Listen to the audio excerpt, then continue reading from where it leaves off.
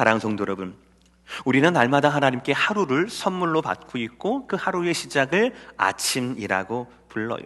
우리의 아침은 어느 때보다도 더 조용합니다. 평온합니다. 하루의 시작을 말합니다. 오늘 하나님의 말씀을 통하여, 신구약의 말씀을 통하여서 하나님께서 날마다 우리에게 어김없이 주시는 하나님의 선물의 이 하루를, 이 아침을 풀어보시기를 바랍니다. 하나님 말씀 안에 감추어진 놀라운 변화된 능력의 하루가 여러분의 아침으로부터 시작될 것입니다. 성도의 조용한 아침은 하나님의 놀라운 변화의 시작이라는 거예요. 세 가지를 말씀드리겠습니다. 첫 번째로 따라합시다. 우리의 아침을 드립시다. 시작. 우리의 아침을 드립시다. 여러분의 지난 밤이 얼마나 시끄러웠는지, 얼마나 바빴는지 상관없습니다. 아침의 순간은 누구에게나 고요하게 다가오기 때문이지요. 아침은 모든 사람에게 주시는 하나님의 선물이에요. 공평하게 24시간을 주셔요. 세상 그 누구도 이 24시간을 줄일 수도 없고요, 늘릴 수도 없고요, 스킵할 수도 없습니다. 더할 수도 없어요. 오직 하나님만 우리에게 주시는 하나님의 선물이에요. 오늘 시편 기자의 고백을 보시길 바랍니다. 시편 90편 12절의 말씀 다 함께 읽을까요? 시작. 우리에게 우리날 계수함을 가르치사 지혜로운 마음을 얻게 하소서. 굉장히 익숙한데 무슨 뜻인지는 잘 모르겠죠. 저 말씀을 좀 쉽게 얘기해서 현대어 성경에서는 이렇게 번역합니다. 인생살이가 얼마나 짧은 것인지 우리에게 가르치소서. 그리하여 우리가 슬기롭게 살아가게 하소서라는 거예요. 여러분 잘 들으세요. 우리의 하루는, 우리의 인생은, 우리의 아침은 하나님의 선물입니다. 하나님께서 우리에게 주십니다 라는 이 진리를 우리가 아멘하게 된다면 우리는 그 다음 진리에도 아멘할 수 있어요. 바로 뭐냐면 우리 인생의 시간은 충분하다라는 거예요. 동의하십니까? 우리에게 이미 주신 하나님의 시간은 충분하다라는 거예요. 시간이 하나님의 선물이기 때문에 우리를 아시고 우리를 위한 하나님의 선물로 시간을 주셨다라면 우리에게 주신 하나님의 시간은 충분하다라는 겁니다. 그러므로 하나님이 주신 하루를 26시간으로 늘려서 사용하려고 발버둥 칠 이유가 없다라는 겁니다. 중요한 것은 시간의 많고 적음이 아니에요. 길고 짧음이 아닙니다. 이 시간을 어떻게 잘 활용하는가에 따른 시편 기자에 의하면 지혜가 더 중요한 문제라는 것이죠. 예배소서 말씀도 똑같습니다. 5장 15절 16절의 말씀, 그런즉 너희가 어떻게 행할지를 자세히 주의하여 지혜 없는 자같이 하지 말고 오직 지혜 있는 자같이 하여 세월을 아끼라. 때가 악하니라. 여기서 시간의 집합인 세월은 바로 뭐냐면 똑딱똑딱 흘러가는 크로노스가 아니에요. 그것이 아니라 하나님이 주시는 하나님의 시간 카이로스라는 세월입니다. 하나님이 우리에게 선물로 목적으로 주신 시간을 말하는 거예요. 그러니까 예배소서 5장의 말씀도 이 세월에 대해서 무엇을 강조합니까? 세월의 길고 짧음을 말하지 않아요. 세월이 긴 사람들, 수명이 긴 사람들이 복된 사람이다라고 말하지 않습니다. 오히려 뭐라고 합니까? 지혜 있는 자가 되라라고 말씀을 하세요. 다시 한번 예배소서 5장 말씀 비춰주세요. 이 말씀은 시간의 지혜에 대해서 두 가지를 우리에게 말씀합니다. 첫 번째는 바로 뭐냐면 너희가 어떻게 행할지를 자세히 주의하라라는 겁니다. 시간을 그냥 막 쓰지 말라라는 거예요. 되는 대로 살면 안 된다라는 거예요. 목적 없이 건강만을 위한 건강이 아무 의미가 없는 것처럼 시간을 때우기 위해서 시간을 사용하는 것은 안 된다라는 것이죠. 우리가 심심풀이를 뭐라고 합니까? 소일거리라고 얘기하죠. 저는 이번에 알았어요. 그 중에 소일이라고 하는 게 한자인데 그 소가 바로 뭐냐면 없어질 소예요. 그러니까 있으나 마나한 거예요. 하나마나한 일들에 저와 여러분의 시간을 쏟아부으면 안 된다라는 겁니다. 왜요? 이 시간은 하나님이 우리에게 주신 우리를 목적으로 하는 하나님의 선물이기 때문에 그렇다라는 거예요. 우리는 시간을 주의하여 사용을 해야 한다는 것입니다. 이게 첫 번째예요. 두 번째는 바로 뭐냐면 오직 지혜 있는 자같이 하여 세월을 아껴야 한다라는 겁니다. 이 세월을 아낀다라는 이 말씀이 시간 엄수해라, 늦지 말아라, 지각하지 말아라, 근면하게 살아라 라는 말씀이 아니에요. 세월을 아낀다. 이 아낀다라는 얘기 바로 뭐냐면 세월을 구속해내라. 세월을 살아라는 거예요. 영어로는 리딤이에요. 그러니까 예수님께서 우리를 구속하시고 우리를 죄로 말미암아 대속하셨듯이 우리도 시간을 그렇게 구속하고 대속해야 한다는 겁니다. 돈을 지불하고 뭐 어떤 물건을 하듯이 우리도 하나님의 선물인 시간을 그렇게 해야 한다는 겁니다. 여러분들이 1, 2불짜리 물건을 산다 하더라도 여러분 지갑에서 돈이 나가는 그 순간 어떻게 합니까? 엄청나게 생각을 해요. 뭐가 더 좋을까? 어디가 더 쌀까? 생각하지 않습니까?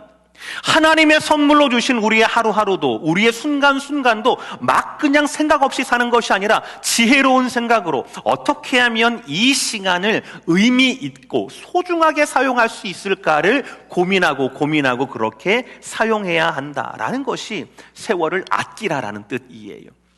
자, 그러면 우리에게는 모델이 필요합니다. 그러면 누구처럼 이 시간을 사용을 할 건가? 아니, 누구처럼 하나님의 선물의 시작인 아침을 사용을 할 건가? 우리에게는 예수 그리스도의 모범이 있어요. 우리가 다 알듯이 예수 그리스도께서는요, 그 소중한 아침을 하나님께 기도로 드렸다라는 것이. 우리 마가복음 1장 35절의 말씀 다 함께 읽겠습니다. 시작. 새벽 아직도 밝기 전에 예수께서 일어나 나가 한적한 곳으로 가사 거기서 기도하시더니. 여기에서 새벽은요, 지금으로는 새벽 3시부터 6시 사이 동트기 전을 말하는 거예요. 가장 깊은 어둠의 시간입니다. 사람들이 돌아다니지 않는 시간이지요. 그때 주님은 일부러 한적한 곳을 찾으셨어요. 그리고 그 고요한 아침을 기도로 하나님께 드리게 됩니다. 이렇게 예수님의 기도는 평범한 바리새인들의 기도와 다른 기도였습니다. 지난주에 말씀드렸듯이 바리새인들과 종교 지도자들의 기도는요, 자기 의를, 자기의 경건을 드러내기 위한 수단이었어요. 많은 사람들이 있는 시장에서 많은 사람들이 볼 수 있는 화려한 옷을 입고 자기를 자랑하는 것이 그들의 기도였어요. 그러나 예수님의 기도는 다릅니다. 아무도 없는 새벽의 시간에, 아무도 없는 한적한 곳에서 하나님과의 은밀한 교제였어요.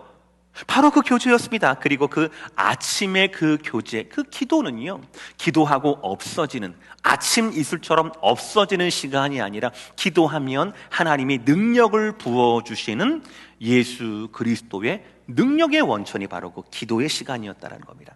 아까 우리가 기도는 마가복음 1장 봤잖아요. 그날입니다. 마가복음 1장 39절. 이에 온 갈릴리에 다니시며 그들의 여러 회당에서 전도하시고 또 귀신들을 내쫓으시더라. 아멘. 저와 여러분은 예수님의 기도의 습관에서 그 아침의 첫 순간을 아무도 없는 곳에 온전히 하나님께만 집중하고 하나님께 기도로 드렸던 그 예수님의 삶을 통하여 또 거기에 능력을 주시는 하나님의 그 능력을 통하여서 우리는 우리의 아침을, 선물로 받은 아침을 하나님께 드려야 하는 샘플을 보게 됩니다. 여러분, 아침은 하나님의 선물이에요. 누구에게나 주어지는 순간입니다. 여러분의 그 아침을 하나님께 드리시길 바랍니다. 여러분의 그 아침을 하나님께 드림으로 말미암아 여러분의 아침은 특별한 순간이 되는 겁니다. 날마다 75억 모든 인류들이 받는 그런 평범한 아침이 아니라 하나님께서 받으시는, 하나님께서 만나주시는, 그리고 하나님께서 능력으로 갚아주시는 특별한 순간의 시작이 바로 하나님께 드리는 성도들의 아침의 가치가 되는 거예요.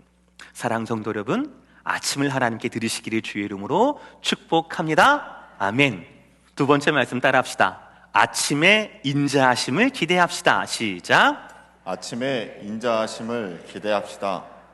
성도의 아침은요, 하루의 시작을 말할 뿐 아니라 성경에서는 환난 끝에 회복의 시작을 말하기도 합니다.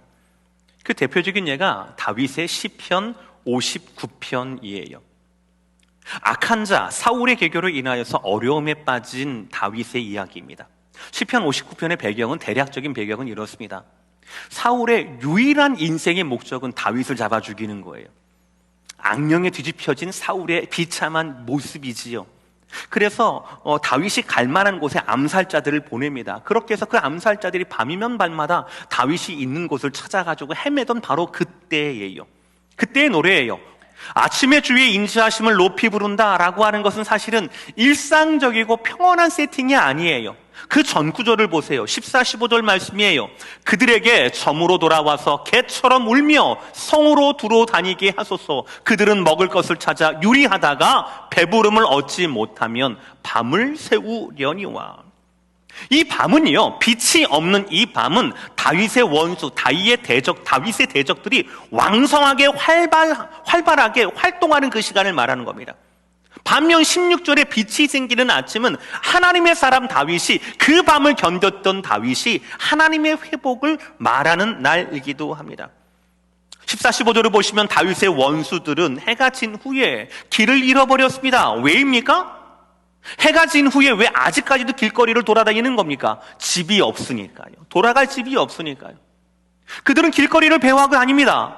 한 가지밖에 없어요. 뭡니까? 배고프다라고 하는 욕망밖에 남지 않았어요.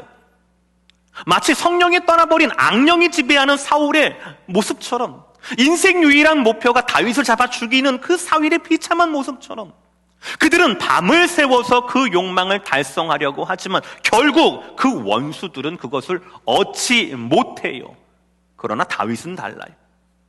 16절을 보세요. 나는 주의 힘을 노래하며 아침에 주의 인자하심을 높이 부릅니다. 아멘. 원수들이 지배하는 것 같은 그 밤이 지나고, 원수들이 나를 찾아가지고 배고프도록 나를 찾아 돌아다니던 그 밤이 지나고 하나님의 아침이 오면 다윗은 그 아침에 하나님의 힘을 노래한다라는 거예요. 그 아침에 하나님의 인자하심을 기대하며 높이 찬송한다라는 거예요. 여기서 높이 부른다라고 하는 것은 너무나 기쁘고 좋아서 크게 소리 지르면서 찬송한다라는 것을 의미하는 거예요. 더 중요한 거는 이 아침에 다윗이 왜 노래했을까라는 거예요. 왜 노래했을까요? 16절 하반절. 한글역에는 왜냐하면 말이 없어요. 그러나 히브리 원문에는 있습니다. 왜냐하면, 내가 왜 하나님의 인자하심을 소리 높여 부르는가? 왜냐하면 주는 나의 요새이시며 나의 환난 날에 피난처이심이니이다. 아멘. 제가 아까 여러분 14, 15절 말씀을 드릴 때 악인이 왜 해가 졌음에도 불구하고 밤이 됐음에도 불구하고 길을 잃고 막 돌아다닌다라고 말씀드렸습니까? 집이 없어서요. 갈 곳이 없어서라고 얘기 드렸어요. 그런데 다윗은 달라요. 다윗은 피난처가 있어요. 다윗은 요새가 있습니다. 집이 있어요. 거할 곳이 있는 겁니다. 그러니까 밤을 기다릴 수가 있었던 거지요. 여러분, 여기에서 요새, 피난처는요, 그 원문이 바로 뭐냐면 낭떠러지라고 얘기해요. 낭떠러지. 가까이 하기 어려운 장소를 말하는 겁니다. 그 원문은 낭떠러지 혹은 가까이 하기 어려운 장소인데 그것이 좀 확대가 되어서 피난처, 요새로 넓게 쓰여진다라는 거예요. 보세요. 지금 다윗은 분명히 낭떠러지 같은 그런 위기의 시기를 겪고 있습니다. 가까이 할 수 없는 그런 고립의 장소에 다윗은 남겨져 있어요. 밤마다 자기를 죽이려고 사람들이 왔다 갔다 한다니까요.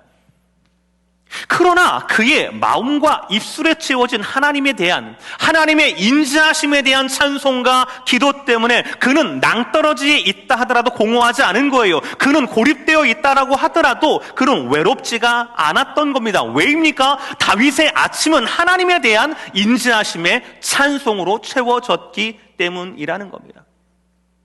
여러분, 중요한 진리를 말씀드리겠습니다. 다시 한번 16절 A 상반절을 다시 보세요. 원수들의 위협 가운데에서 오늘 다윗이 높은 소리로 감격해서 불렀던 노래가 바로 뭡니까? 아침에 주의 인자하심을 높이 부르오니라는 말씀 아닙니까? 하나님의 능력이 아니에요. 하나님의 인자하심이에요. 우리도 지난 밤, 너무나 힘들었던 지난 밤을 지나고 난 다음에 우리가 붙들어야 할 것은 하나님의 인자하심이라는 거예요. 우리는 하나님의 아침에 하나님의 인자하심을 기대해야 합니다. 여러분, 하나님의 힘만 있다고 해서 다윗을 구원하시는 거 아니에요. 하나님의 능력과 하나님의 힘이, 주님의 인자하심으로는 통로로 말미암아 나에게 연결되어야 하는 거예요. 아무리 하나님의 능력이 전지전능한다 하더라도 나를 향하신 변하지 않은 하나님의 사랑이 없다라면 그 능력이 나에게 적용이 되겠습니까? 그 능력이 밤에 공포 가운데, 무서움 가운데, 대적자들 가운데, 그 대적자들의 울음소리 가운데, 나를 찾아 울부짖는 그들의 울음소리 가운데 숨어 있는, 떨고 있는 나를, 그 하나님의 인자하심이 아니면 누가 나를 발견할 수 있겠습니까? 사랑하는 성도 여러분, 우리는 밤을 잘 견뎌야 할 뿐 아니라 반드시 해가 돋는 그 아침에 하나님의 인자하심을 우리는 기대하고 그 인자하심을 소원해야 한다라는 것. 전능하실 뿐만 아니라 나를 향해 변함없이 사랑하시는 나를 향한 하나님의 인자하심과의 그 만남, 그 만남을 하나님의 아침에 기대해야 한다라는 거예요. 그것이 바로 성도의 아침이라는 것이죠. 마지막 세 번째는 우리는 하나님의 아침을 향해 나아가야 합니다. 성도의 아침엔 또 다른 의미가 있어요. 성도의 아침에, 성경에 나와 있는 성도의 아침에는요, 무언가를 결단하는 거예요. 그리고 하나님의 아침을 향하여서 내 발걸음을, 변화를 향해서 나아가고 결단하는 것, 그것이 바로 성도의 아침입니다. 우리 아브라함의 역사를 보시겠습니다. 창세기 22장 3절의 말씀 다 함께 읽겠습니다. 천천히 시작. 아브라함이 아침에 일찍이 일어나 나귀의 안장을 지우고 두 종과 그의 아들 이삭을 데리고 번제에 쓸 나무를 쪼개어 가지고 떠나 하나님이 자기에게 일러주신 곳으로 가더니. 아멘이 안 나오시네요. 안 나올 만해요. 창세기 22장에서 성경을 보시면 아시겠지만 1, 2절을 보시면 하나님 명백하게 아브라함을 시험하세요. 시험하신다라고 했거든요. 그리고 2절을 보시면 명백하게 하나님 뭘 요구하시냐면 이삭을 요구하는 게 아니에요. 내 아들, 내 사랑하는 독자 이삭을 번제로 드려라 라고 말씀을 하세요. 하나님은 이 아브라함에게 이삭이 어떤 의미인지 분명히 아셨습니다. 정확히 아셨어요. 실수로 하신 게 아니에요. 의도가 있었던 시험이라는 거죠. 여기에서 아침에 일찍이 일어났다라는 것은요, 보니까 아브라함이 일찍 일어났다라는 그것뿐만 아니라 히브리어를 보니까 열심히 하다 혹은 정직히 행하다라고 하는 그런 뜻을 가진 관용어라고 얘기를 합니다. 그러니까 3절의 말씀, 아브라함이 아침에 일찍이 일어났다라는 것은 아브라함의 그 성실한 생활 습관뿐만 아니라 하나님이 어떠한 명령 앞에서도 정직하게 행하는 그런 아브라함의 믿음의 결단을 우리는 같이 묶어서 해석해야 한다는 거예요. 그러니까 아브라함은요, 하나님의 명령의 난이도와는 상관없이 그는 하나님의 명령을 다 행합니다. 수행을 합니다. 그리고 지난 밤새도록 그 명령 수행에 필요한 모든 준비를 다 해놔요. 나귀의 안장을 지었고요, 두 종에게 먼 길 떠날 것이라고 해서 준비를 시켰습니다. 번제에 쓸 나무를 다 쪼갰고요, 가장 중요한 번제물인 자기 아들 이삭을 준비시켰어요. 우리는 상상할 수가 없어요. 솔직히 상상하기도 싫고요. 하나님의 이 잔인한 시험을 당한 아브라함의 그 마음을 우리는 잘 몰라요. 또 그럼에도 불구하고 밤새 준비를 마친 그의 믿음 쫓아가기 어렵습니다. 아침 일찍이 일어나 하나님의 말씀 앞에 정직히 따르는 이 순종을 우리가 어떻게 상상할 수 있겠습니까? 억지로 생각을 해본다라면 아마 아브라함의 한켠 가운데는 손은 부지런히 그 번제, 내일 떠날 준비를 다 하면서 마음 한켠에는 내일이 결코 오지 않았으면 좋겠다라는 그런 마음과 그런 소원이 있었는지도 모르겠습니다. 그러나 어김없이 하나님의 선물인 아침은 다가오고요, 해는 뜹니다. 하나님의 아침이 밝아옵니다. 그리고 모든 준비를 마친 아브라함은 지체 없이 하나님의 명령인 하나님의 아침을 향해 길을 떠났어요. 여러분, 우리는 이 창세기 22장에 많은 은혜를 받았습니다. 여호와 이레의 하나님 다 받았어요. 이삭, 청소년 이삭이었던 이삭조차 순종했던 그거를 다 알아요. 근데 제가 오늘 말씀드리고자 하는 건 바로 뭐냐면 이 모든 이해할 수 없는 시험 가운데, 우리가 상상할 수 없는 아브라함의 믿음 가운데 하나님이 아브라함 가운데 무엇을 주셨는가라고 하는 궁극적인 결과예요. 이 시험은 이해할 수 없는 시험이었지만 아브라함의 믿음은 우리가 따라갈 수 없는 믿음이었지만 이 결과로 아브라함은 놀라운 엄청난 존재의 변화를 경험하게 된다라는 것입니다. 야고보서 2장 23절의 말씀 다 함께 있습니다. 시작. 이에 성경에 이른 바 아브라함이 하나님을 믿으니 이것을 의로 여기셨다는 말씀이 이루어졌고 그는 하나님의 벗이라 칭함을 받았느니. 여러분, 이 시험을 통하여서 창세기 22장을 통하여서 아브라함은요 하나님께 복받은 한 사람이 아니에요. 아브라함은 수많은 사람들처럼 하나님 앞에 참 특별한 믿음의 사람 한 사람으로 기억되지 것이 아닙니다. 그것을 넘어서요, 그것을 초월합니다. 유일한 사람이 됩니다. 하나님의 친구라고 불리는 유일한 사람이 돼요. 하나님의 벗으로 불려지게 된다는 거죠. 여러분, 친구가 어떤 의미입니까? 벗이 무슨 의미입니까? 친구는, 벗은요 같은 경험을 공유한 사람들이에요.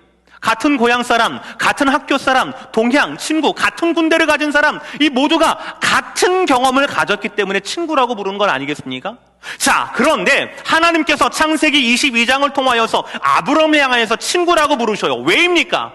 하나님도 그 아들, 외아들 예수 그리스도를 십자가에 내어주셨고, 이 아브라함도 자기의 사랑하는 독자 이삭을 번제 땅 위에 온전히 드렸잖아요. 칼을 내려치려고 했잖아요. 그 마음 가운데 이미 이삭을 드렸잖아요, 번제로.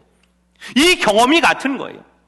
자기의 이 귀한 아들을 십자가에, 그리고 그 번제 땅에 드렸던 그 아들을 기꺼이 순종함으로 말미암아 죽음의 길 가운데 내어 드렸던 그 둘의 경험이, 이 같은 경험이 하나님으로 아브라함을 통하여서 너는 내 친구다라는 너무나 놀라운 존재의 변화를 갖게 했다라는 것이고요. 그 존재의 변화의 시작은 바로 하나님의 아침을 향해 내딛었던 발걸음에서부터 시작되었다라는 것이죠.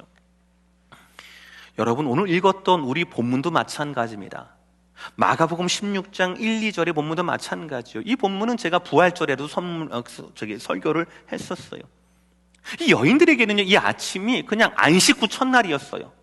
내가 무덤에 달려가고 싶은데 최선을 다한 날이 바로 그날이었습니다. 기대하지 않은 아침이었습니다. 그러나 이 아침으로 말미암아, 그 아침의 발걸음으로 말미암아 이 여인들은 엄청난 존재의 변화를 경험하게 된다는 것이죠. 다시 한번 오늘 본문 읽겠습니다. 안식일이 지남에 막달라 마리아와 야고보의 어머니 마리아와 또 살로메가 가서 예수께 바르기 위하여 향품을 사다 두었다가 안식 후 첫날 매우 일찍이 해 돋을 때에 그 무덤으로 가며. 여인들은 지난 안식일 동안 이 아침을 기다리고 또 기다렸습니다. 예수님의 장례 절차가 시원찮아 보였었거든요. 그것을 단순히 마무리하고 싶은 예수님 죽음에 대한 단순한 사랑밖에 없었어요. 단순한 사랑. 이것이 바로 아브라함과 닮은 거예요. 아브라함도 그렇잖아요. 하나님의 명령이 무엇이든지, 그것이 내 믿음의 수준을 넘든지 안 넘든지 하나님의 명령이라면, 독자 이삭을 번제로 드려야 하는 명령이라도 아브라함은 그것만 생각하는 거예요. 밤새도록 그것 준비하고요, 해 뜨면 그냥 지체하지 않고 갔다라는 거예요. 오늘 여인도 마찬가지입니다. 앞으로 무슨 일이 생길지 모릅니다. 돌로 막은 거 분명히 보고 왔는데 그 돌을 누가 굴릴까 생각 안 합니다. 그 밤에, 그 새벽에 로마 군병들에게 어떤 해코지를 당할까 뭐 대책도 없어요. 그냥 예수님에 대한 사랑, 이것밖에 없는 거예요. 아브라함이 지난 밤새 동안에 번제에 사용한 모든 준비를 다 마쳤듯이 이 여인들도 예수님의 장례에 사용할 향품을 밤새 준비하고 이 아침을 기다렸어요. 아브라함이나 이 여인이나 앞으로 무슨 일을 당하더라도 상관이 없었습니다. 그녀들은 그렇게 그 아침을 하나님께 드렸어요. 그랬더니 하나님께서는 하나님만이 주실 수 있는 놀라운 질적인 변화, 놀라운 존재의 변화를 그녀들에게 선물로 주십니다. 세 가지예요. 첫 번째, 그녀들은요 부활의 현장을 처음으로 접하는 사람이 되었어요. 평생 잊혀지지 않는 기억일 겁니다. 두 번째는 또 그녀들은요 천사와 그리고 부활하신 예수님과 대화를 한 최초의 사람이 되었다라는 거예요. 마지막 세 번째가 중요한 건데, 그 전까지는요, 이날 전까지는 예수님에 대한 이 여인들의 막연한 사랑이 전부였어요. 그러나 이 날부터는요, 예수님에 대한 복음, 십자가와 부활에 대한, 예수님의 복음에 대한 정확한 사실이 이 여인들에게 정리가 되는, 세상에서 처음으로 예수님의 복음에 대해서 정확히 목격하고 정확히 정리가 되는 사람이 바로 이 여인들이 되었다라는 거예요.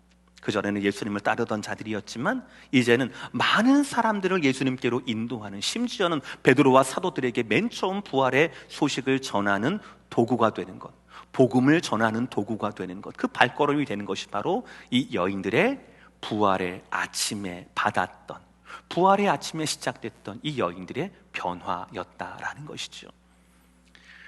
오늘 말씀 마무리하겠습니다. 사랑하는 성도 여러분, 요즘 여러분은 어떠한 밤을 보내고 계십니까? 팬데믹으로 인하여서 내일이 걱정되는 밤을 보내고 계십니까? 아니면 연약해진 몸과 마음 때문에 눈물과 걱정으로, 혹은 남들에게 말 못할 고통으로 말미암아 잠 못 이루는 밤을 지내고 계십니까? 오늘 말씀을 다시 한번 마음에 붙들기를 원합니다. 여러분의 밤이 어떤 밤이든 상관없습니다. 성실하신 하나님은 우리에게 또 다른 아침을 주실 것입니다.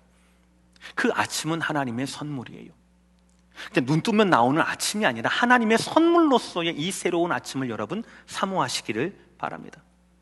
밤새 악한 자들에게 쫓겼던 다윗의 밤이든, 밤새 고민하면서 아침이 오지 않았으면 좋겠다라고 얘기했던 아브라함의 밤이든, 아니면 밤새 불안한 이 여인들의 밤이든, 어떤 밤이든 상관없어요. 하나님은 하나님의 일을, 하나님의 아침에 하나님이 행하실 것이라는 거예요.